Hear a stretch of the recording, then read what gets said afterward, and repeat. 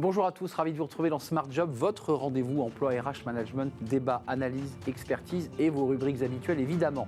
Bien dans son job aujourd'hui, on parle d'un partenariat entre un OPCO et la région Île-de-France. On va tout vous expliquer, c'est pour favoriser l'emploi dans certaines branches. On fera le point avec Neila Amadash, elle est déléguée régionale Île-de-France, justement dans cette OPCO Atlas, elle est notre invitée. Le cercle RH, les enjeux de la posture du manager. Alors ça, c'est un sujet un peu de tarte à la crème, mais on va essayer de rentrer dans le détail. Les soft skills, l'attitude, la manière de s'exprimer. On va revenir évidemment sur ce sujet avec nos experts, Benoît de Sérisy, Karine Uzubeli et Frédéric Fougera. On fera le point justement sur le rôle et la place des managers dans le cercle RH. Et on terminera notre émission avec Fenêtre sur l'emploi. Comment faire évoluer le métier d'auditeur. Ça, c'est un sujet important et on en parlera avec Alexandra Sassras-Monienne. Elle est associée, membre du CODIR et de l'audit en charge des talents justement chez KPMG. Voilà le programme. Tout de suite, c'est bien dans son job.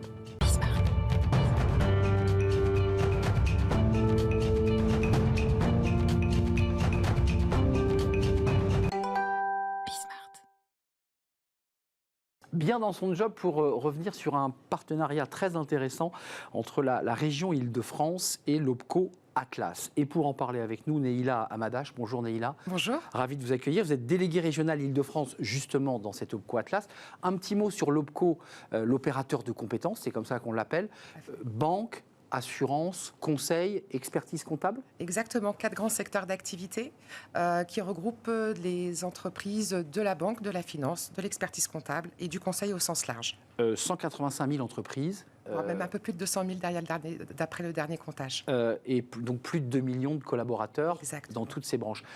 Expliquez-moi ce partenariat, parce qu'il a un but précis. Il est censé répondre aux pénuries de recrutement dans certains secteurs, parce que contrairement à ce qu'on croit, la banque, l'assurance, peinent aussi à recruter. Racontez-moi.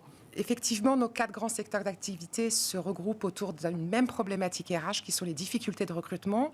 Et nous avons souhaité, en partenariat avec le Conseil régional Île-de-France, travailler à mieux optimiser nos différents dispositifs pour accompagner les jeunes vers l'emploi, via l'apprentissage notamment, et les demandeurs d'emploi également via le plan régional de formation que gère le Conseil régional. L'idée, c'est d'avoir un fléchage, une organisation qui vienne évidemment de ces secteurs d'activité et qui puisse rencontrer celui qui forme. Les régions ont compétences en formation. Comment marche ce partenariat très concrètement ? Alors, plusieurs objectifs en fonction des thématiques. Sur l'alternance, l'apprentissage, l'objectif est d'optimiser les différents financements qui sont à la main de l'OPCO ou du Conseil régional via des appels à projets pour soutenir les CFA. Un autre axe est également l'orientation et la connaissance des métiers. Le Conseil régional a une forte compétence depuis 2018 en termes d'orientation et nous apportons du contenu sur les métiers pour mieux informer les jeunes. Et puis le troisième axe, c'est la formation des demandeurs d'emploi via le plan régional de formation côté Conseil régional et via d'autres dispositifs tels que les POEC, préparation opérationnelle à l'emploi collective, que nous finançons chez Atlas. Un mot sur l'apprentissage, parce qu'il y a eu un débat, le gouvernement a commencé à tourner la vis, je vous vois sourire, mais c'est un vrai sujet. Ça risque d'avoir un impact quand même, ces choix gouvernementaux. Alors des choix budgétaires, effectivement, que nous ne pouvons que suivre et appliquer. Et que vous subissez. Et que nous subissons, bien entendu. Le premier tour de vis, ça a été la suppression de l'aide applicable au contrat de professionnalisation, qui est un des 2 types de contrats en alternance. Alors, on ne peut que regretter effectivement cette suppression de l'aide de 6 000 € pour ces types de contrats. En termes d'impact, il reste faible pour l'OPCO Atlas, compte tenu du nombre très faible de contrats de professionnalisation que nous avons. En revanche, il faut rester vigilant pour que pour le contrat d'apprentissage, on maintienne une aide pour les entreprises. Oui, il faut préciser que le profil de ces jeunes qui vont être fléchés et qui vont avoir envie de pousser la porte d'une compagnie d'assurance ou d'une banque, c'est des Bac+2, Bac+3. Hein. Enfin, c'est plutôt ce profil-là. Hein. La spécificité de l'OPCO Atlas, c'est que nous sommes l'OPCO de l'apprentissage dans le supérieur. Oui. Donc effectivement, et qui est impacté par les réformes. Oui, nous avons une grande majorité de nos alternants qui sont entre le Bac+2, Bac+3 et qui visent le Bac+5. Le deuxième tour de vis budgétaire, c'est la baisse des niveaux de prise en charge sur les niveaux 6 et 7, qui sont les niveaux visés par nos jeunes alternants. Un tout dernier mot, parce que l'enjeu derrière ce partenariat qui est très intéressant et très riche, c'est quand même de donner envie à ces jeunes d'aller dans des secteurs tertiaires. Avant, tout le monde voulait rentrer dans les banques. Aujourd'hui, c'est plus compliqué. Qui sont les métiers de demain, parce qu'effectivement, pour les secteurs bancaires et assurances, ce sont des métiers qu'on connaît, nous, en tant que clients de ces organisations. Mais les métiers derrière sont finalement peu connus par Et il y en a jeunes. plein de métiers. Et ils sont également transformés par notamment la transition numérique, l'intelligence artificielle, les sujets de cybersécurité également qui impactent ces secteurs-là. Merci Neila Amadache d'être venue nous éclairer sur ce partenariat. Et c'est vraiment la main dans la main avec la région Île-de-France pour accompagner le plus grand nombre de jeunes vers vos secteurs d'activité, banque, assurance, expertise comptable et conseil, qui peinent aussi pas mal, d'ailleurs, faut-il le dire, eux aussi ont des difficultés. Tout à fait. C'est les secteurs qui sont en pénurie de main-d'œuvre. Merci, vous êtes la déléguée régionale Île-de-France de l'OPCO Atlas, l'opérateur de compétences. C'est un plaisir de vous accueillir. Merci. Le cercle RH aujourd'hui, tiens, les managers, bah oui, il y a des managers aussi au sein de l'OPCO Atlas. Comment les réarmer comment faire pour qu'un manager soit impactant, qu'il puisse engager ses équipes? C'est tous ces sujets-là que nous allons évoquer dans le cercle RH avec les experts et je les accueille.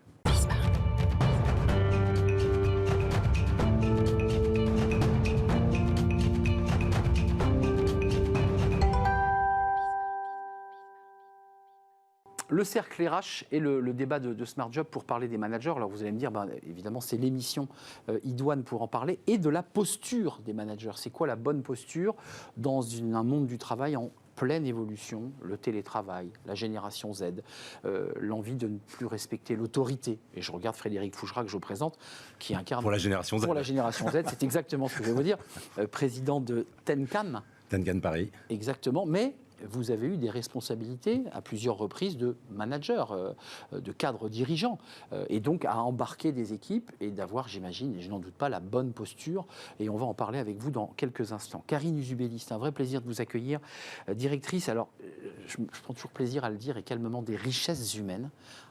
Auparavant, on aurait dit DRH, mais chez Antoria, vous êtes la directrice des richesses humaines et de la RSE. Et vous êtes aussi là pour dynamiser et embarquer vos managers et peut-être les aiguiller sur le bon chemin. Merci d'être là. Benoît de Cerisy, ravi de vous accueillir. Bonjour. Manager Paris chez KPM, alors qui est une entreprise justement dont la mission est d'accompagner et de conseiller et de donner les bons outils pour outiller ces fameux managers. Exactement. Vous vous sentiez manager, vous, Frédéric Fougerat, parce que ce mot, je l'utilise depuis 3 ans, depuis que Bismart est créé. Et je suis toujours très embarrassé parce que sur votre fiche de paye, il n'y avait pas écrit manager. Vous étiez directeur de la communication, certains sont directeurs de la finance, d'autres sont des... Mais il n'y a pas écrit sur votre fiche de paye manager. Mais pourquoi utiliser toujours ce mot? Excusez-moi. C'est vrai, 35 ans de direction de communication, mais jamais une seule fiche de paye sur laquelle figurait la fonction de management ou de manager. D'ailleurs, c'est un sujet qu'on n'évoque jamais en réalité. Ça fait partie du lot, ça fait partie du package, mais vous allez manager vos équipes, vous allez les recruter, accompagner ou pas des ressources humaines, vous allez les piloter, vous allez vous en séparer, mais à aucun moment ça fait partie quelque part de votre fiche de poste. Votre fiche de poste, c'est votre fonction. Moi, en l'occurrence, c'était la communication. Et oui. On me demandait d'être un pro de la com, pas un pro du management, mais pourtant je n'ai quasiment fait que du management. C'est pour ça que j'ouvrais la porte de ce côté, puisqu'en fait on vous le dit après, on te dit ce poste est génial, on est très fiers, on est directeur, on va avoir de belles responsabilités. Mais attention, tu vas avoir une équipe de 35, 40 personnes, 100 personnes. Ça, c'est l'effet qui se coule, Karine Uzubeli. Alors c'est votre métier, mais vous aussi, il n'y a pas écrit manageuse sur votre fiche de poste. Non, et du coup, ça questionne aussi le temps que ces managers vont consacrer au réel métier de management, en fait. Et donc, souvent, ce qui nous remonte, c'est ça, c'est cette complexité entre je gère de l'opérationnel. D'ailleurs, je gère aussi des injonctions contradictoires. Je dois gérer de l'opérationnel, je dois produire des résultats. Et en même temps, j'ai des collaborateurs à côté qui nécessitent forcément du temps, de l'attention, de l'investissement. Donc oui, c'est un vrai sujet aujourd'hui de plus en plus criant. Vous qui accompagnez et qui voyez l'évolution de ces managers, en fait, on n'est pas préparé à être manager. Enfin, il y a des écoles de management, c'est vrai qu'il y a des écoles prestigieuses de management, mais en fait, on fait beaucoup de chiffres, on fait beaucoup de macros. Mais le vrai métier de manager, c'est quoi? C'est dans l'écoute, l'attention, de l'empathie, de la sévérité parfois. Enfin, c'est ça un manager, non? Oui, je ferai le lien avec ce que vous évoquiez sur le fait qu'on est recruté pour une expertise métier, de la communication, des fonctions RH, et on se met en situation de manager une équipe. Et c'est là où on fait rentrer la dimension de la posture managériale. Effectivement, ça se travaille. C'est quelque chose qui se muscle et qui se muscle souvent au moment où on prend sa fonction, quand on est accompagné par l'organisation. On peut le faire aussi d'une manière empirique, c'est-à-dire qu'on va développer naturellement avec des ses postures propres qui vont bien, qualités. avec ses propres Et qualités. j'allais dire avec ses propres défauts. Et à certains moments, on se retrouve en difficulté. Et c'est là où souvent un accompagnement est nécessaire. Mais en même temps, en parlant de ce sujet-là, on pourrait se dire qu'il n'y a pas de nouveauté. Il n'y a pas un enjeu sur la posture 2024, 2024. Il y a pas, on n'a rien Depuis découvert. 40 ans, Il n'y a pas de scoop. Ouais. Il n'y a pas de scoop Mais sur ce sujet-là. Ce qui est plus compliqué, c'est qu'on a quand même, excusez-moi, je suis un peu abrupt, on a des collaborateurs qui ont quand même un peu muté. On télétravaille, on a des exigences. Et moi, j'ai lu dans l'article de l'Express, dont j'ai parlé dans Coach Arnaud, le papier sur le management qui était assez virulent, qui avait aussi une volonté de refus d'autorité. C'est-à-dire que, comme dans l'armée, un chef, c'est fait pour cheffer, mais dans l'entreprise, le chef, il a de plus en plus de mal à asseoir son autorité, à donner des ordres. Enfin, est-ce que c'est vrai ou pas, là ? Moi, je ne suis pas d'accord, en fait. Je pense qu'il y a peut-être un refus d'autoritarisme, mais pas nécessairement d'autorité. Et la petite nuance, c'est que l'autorité, c'est l'affirmation du savoir, l'affirmation ou le fait d'assumer ses responsabilités, c'est la capacité à décider. Quelque part, ça inspire le respect. La légitimité, donc. Et donc la légitimité, l'autoritarisme, c'est plutôt la capacité à contraindre, à inspirer la peur, à forcer les gens. C'est ça que surtout, notamment les nouvelles générations, mais je pense que ça impacte aussi les plus anciennes, refusent. Pas nécessairement l'autorité, ou en tout cas pas dans le sens autorité professionnelle, qui inspire le respect, qui inspire. Le mot inspirer, le verbe inspirer revient régulièrement, notamment dans la bouche des jeunes. Ça s'appelle le débat. Les gens cherchent des gens inspirants. Donc voilà, l'autorité, ça inspire. Vous n'êtes pas d'accord, ça s'appelle un débat. Alors, c'est pas que je suis pas d'accord. Vous aussi, vous êtes confronté, le manager vient vous voir, Karine, je Oui. m'en sors pas. Oui, franchement, Bah oui. depuis 20 ans, on voit qu'il y a quand même une sacrée évolution. Je pense qu'il y a trois effets. Il y a le contexte quand même qui s'est complexifié, qui est mouvant, qui bouge beaucoup plus vite qu'avant. Il y a quand même une crise du désengagement. Ah oui, les indicateurs sont les assez clairs indicateurs là-dessus. le disent et nous, en entreprise, bien évidemment, on le voit. Et ça, les managers sont confrontés à ça, donc doivent redoubler d'efforts pour rengager leurs équipes, pour rengager le collectif, pour aller jusqu'à une performance, bien sûr, de leur équipe et du collectif. Et puis, du coup, il y a une difficulté aussi pour le manager aujourd'hui, c'est la nécessité de prendre en compte les ressentis qu'il y a. Donc la psychologie, La psychologie. la psyché même. Avant, c'était quand même beaucoup moins le cas. Avant, ça restait à la porte de l'entreprise. Plus maintenant. Aujourd'hui, le manager, il est obligé de tenir compte de ça. Et donc de jouer entre le factuel, l'observable, le non négociable, la productivité, le quantifiable même d'ailleurs. Et en même temps, la partie plus subjective. En Ouais. fait. Mais la bonne posture, pour essayer de répondre, qui est quand même une question très large, c'est quoi la bonne posture à l'aune d'un salarié qui devient citoyen dans l'entreprise, qui a des problèmes perso, qui les dépose sur la table et qui vous amène forcément aussi à sortir de votre rôle. Ça serait quoi aujourd'hui la bonne posture du bon manager ? La bonne posture, ça serait un peu prétentieux de poser une réponse définitive. En tout cas, c'est être en connexion avec son interlocuteur, être capable, effectivement, vous avez cité déjà des comportements ou des compétences comportementales, être capable d'être à l'écoute, être capable de prendre en compte son point de vue, gérer effectivement une dimension émotionnelle, ce qu'on demande de plus en plus à des managers ici. Ce qui est lourd. Et puis affirmer effectivement ce qui est non négociable, ce qui est ma décision, comment je donne du sens à cette décision, comment je manage des moments de vérité qui sont souvent difficiles et qui nous amènent à travailler sur deux dimensions. J'ai été embauché parce que je suis un expert de la com, mais en même temps, j'ai ici une posture qui doit être adéquate. Et là, on rentre dans la dimension soft skills, dans la dimension excellence comportementale. Chez KPM, on considère qu'une entreprise qui réussit, elle combine ces deux dimensions. Et on accompagne les entreprises qui considèrent que cette expertise comportementale est un avantage concurrentiel pour l'organisation. Mais on rentre dans une entreprise, mais on la quitte pour son manager. C'est une petite phrase que j'ai prise de vous, ou de vous d'ailleurs. C'est vrai. On rentre dans une boîte, on est super content, on a un manager qu'on n'aime pas, un an après, on est parti. Ça, c'est une possibilité. Alors, je suis un peu un contre-exemple parce que moi, j'ai tellement de collaborateurs qui m'ont suivi de groupe en groupe et qui sont aussi rentrés dans des entreprises pour ils ont vécu une bonne leur expérience. manager. Mais effectivement, c'est souvent une question relationnelle qui fait que vous quittez une organisation. C'est un mauvais relationnel qui fait que à un moment, vous n'acceptez plus de collaborer, le courant passe complice d'un fonctionnement et donc vous allez voir ailleurs. Mais la DRH, la responsable des richesses humaines, je ne me lasse pas de l'utiliser ce terme. Vous êtes vous aussi confronté à cette difficulté parce qu'à un moment donné, vous savez que ce manager est pas dans les clous. Comment on le met en porte-à-faux ou comment on le couvre à l'égard des collaborateurs ? Parce que c'est un vrai sujet de boulot, ça. On est face à quelqu'un dont on sait que c'est flottant. Les collaborateurs vous font remonter. À un moment donné, comment on fait ? on maintient ce manager en place parce qu'on dit après tout, on le maintient, ou on le convoque et on lui dit, écoute, va faire une formation chez KPM. C'est la bonne solution. C'est la bonne solution. Exactement. En fait, ce qui est très attendu aujourd'hui par les collaborateurs, ce qu'on nous remonte en tout cas, c'est qu'il faut que le manager, il tente de faire promouvoir la réussite collective, en fait. Et l'individu en même temps. Et l'individu. C'est plutôt une performance collective, c'est-à-dire que lui, son ego doit être mis de côté. Et ce qui est aussi ça, un sacré enjeu. Et ça peut être très compliqué. Moi, j'aime bien l'image, alors qui est assez basique, mais je trouve qu'il fonctionne très bien, c'est toujours le chef d'orchestre. Le chef d'orchestre, je suis d'accord. il a face à lui des experts, donc des individus. Il doit réussir de ce travail fait individuellement. Tous différents. Obtenir une performance collective. Donc ça, c'est le premier point.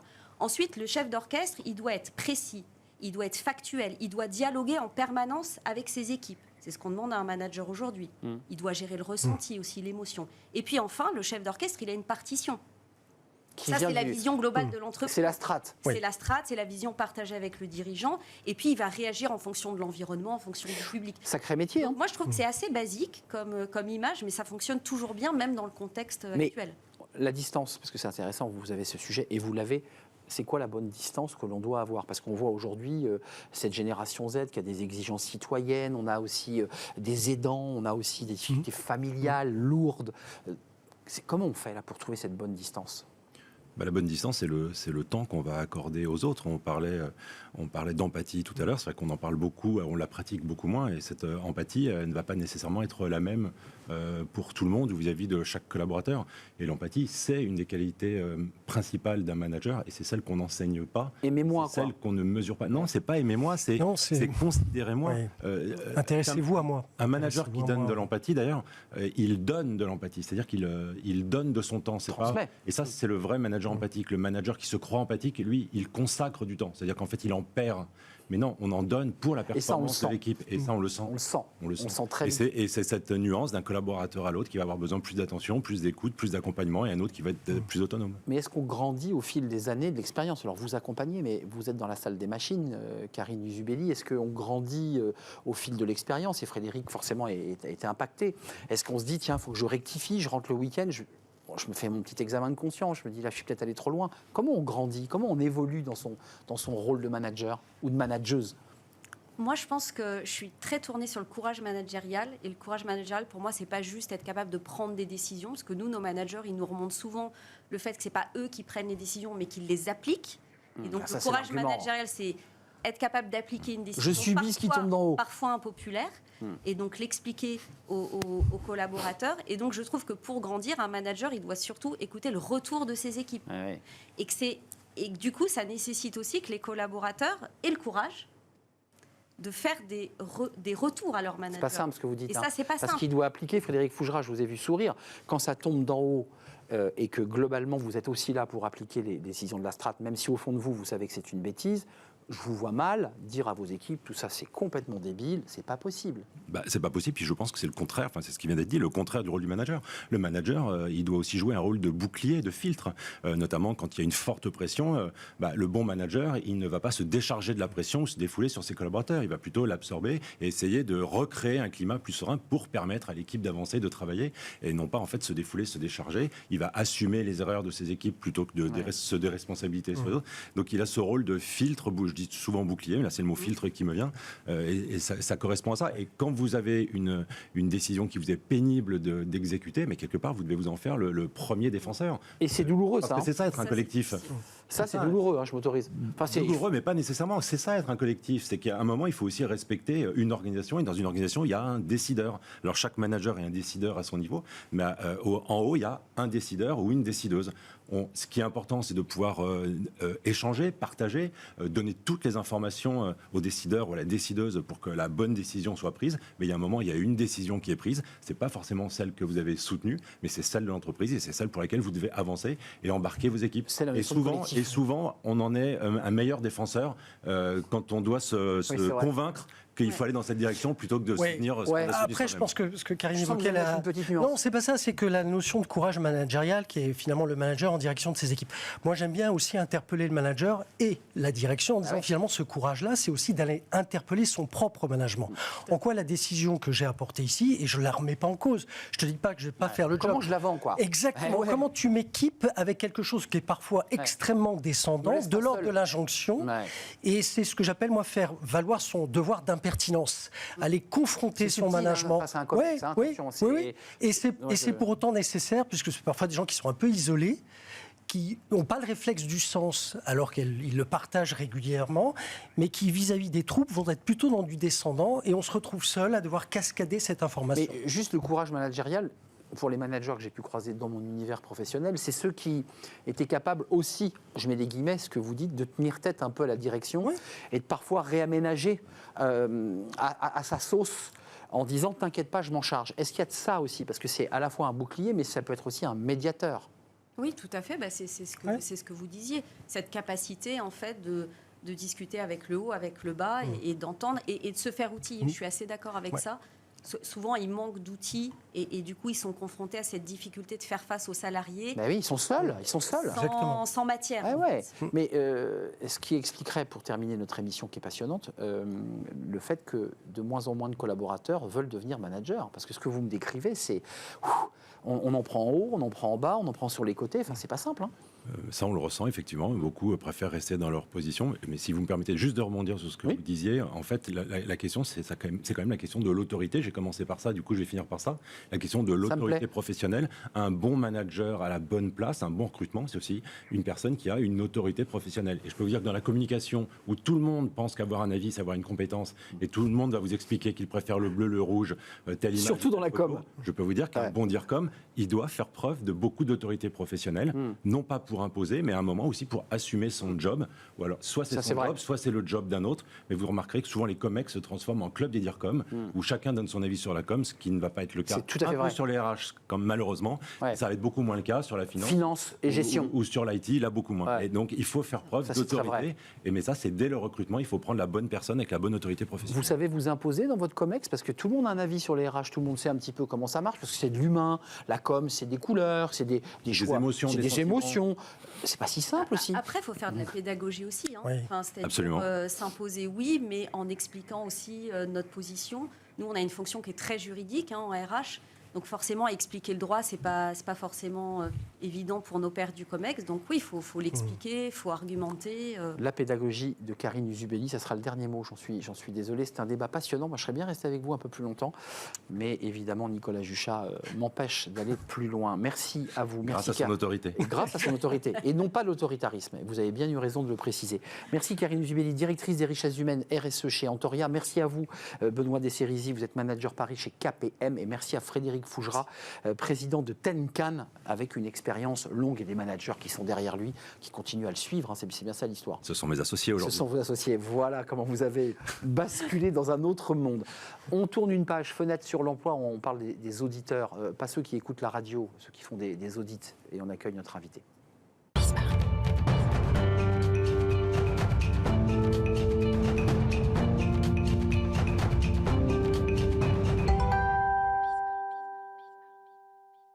Fenêtre sur l'emploi pour parler des auditeurs, du métier d'auditeur. Alors je faisais une blague parce qu'auditeur, c'est pas ceux qui écoutent la radio, mais ceux qui font des audits dans des cabinets de conseil. Et j'accueille Alexandra Sastes-Monen. Je ne sais pas si je l'ai bien prononcé. Sastamoinen. Prononce toutes les lettres. Sastemoyen. Sastamoinen, c'est parfait. J'étais pas loin. Vous êtes associé, membre du CODIR en charge des audits et des talents. Justement, on va en parler chez KPMG.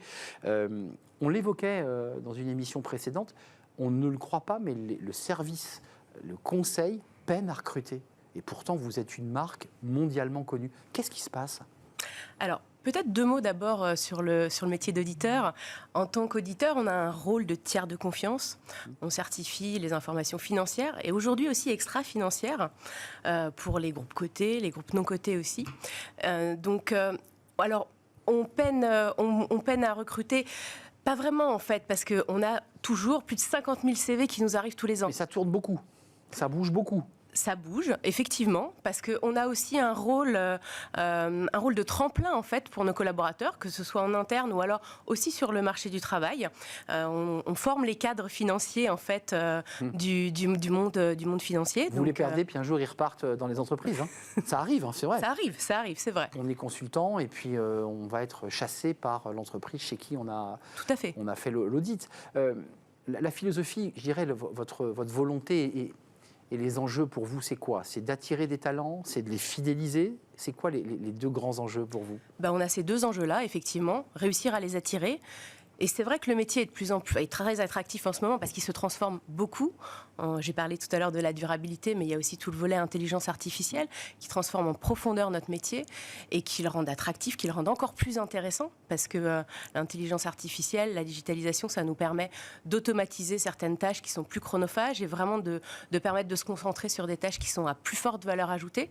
Donc ça accroît vraiment l'intérêt du job et bien sûr fidéliser aussi, oui. Fidéliser avec l'enjeu que vous évoquiez, c'est-à-dire des métiers qui sont, on peut le dire, passionnants, mais qui demandent quand même un bel investissement. Bien sûr. Il faut s'engager. Il faut s'engager, il faut s'investir, mais nous, on investit aussi dans nos talents parce qu'on a plusieurs semaines de formation pour nos collaborateurs chaque année. Première année, ils ont 2 semaines dès qu'ils arrivent, et puis ensuite d'autres formations, des formations qui sont à la fois techniques, c'est-à-dire on les forme aux normes comptables, on les forme aux normes d'audit. Mais soft skills. Mais soft skills aussi, exactement. Donc, par exemple, on est le premier cabinet d'audit à avoir organisé un concours d'éloquence parce qu'on pense qu'un auditeur qui fait de l'impact, c'est un bon auditeur. C'est pas que un métier de chiffres, c'est surtout un métier de contact aussi. Alexandra, ce que vous soulevez est très intéressant parce que la relation aussi avec l'auditeur, lorsqu'il va chez un client, elle est essentielle. Il n'est pas uniquement là pour ouvrir, comme ça se faisait, je dirais, il y a une trentaine d'années, il ouvre l'ordinateur et il tape des chiffres. Il faut qu'il y ait une relation humaine qui s'installe. Et ça, c'est important. Et le consultant n'a pas forcément ça, automatiquement. Alors ça, c'est primordial. C'est vraiment un métier de contact. Ouais. C'est un métier où on a le contact client, on travaille en équipe. Donc c'est vraiment un métier aussi où on apprend sur le terrain au contact des équipes et où effectivement, du coup, on a d'autres qualités que les chiffres qui sont nécessaires d'être développés, et d'où ces formations soft skills aussi. La suite pour vous, vous dites on ne peine pas à recruter, on a beaucoup de CV. Ça veut dire que vous vous occupez des talents. Votre mission, entre autres, c'est aussi de les sélectionner. C'est quoi les critères qui font que vous recrutez un consultant plus qu'un autre ? Alors, aujourd'hui, on se diversifie dans le recrutement. On a toujours besoin de têtes bien faites, de profils agiles, qui vont pouvoir faire un cursus agile et s'adapter quand on aura des nouvelles réglementations, comme aujourd'hui la durabilité. Mais on a aussi besoin aujourd'hui de spécialistes. Donc, on recrute des spécialistes dans tout ce qui est digitalisation, informatique, IT, oui, exactement.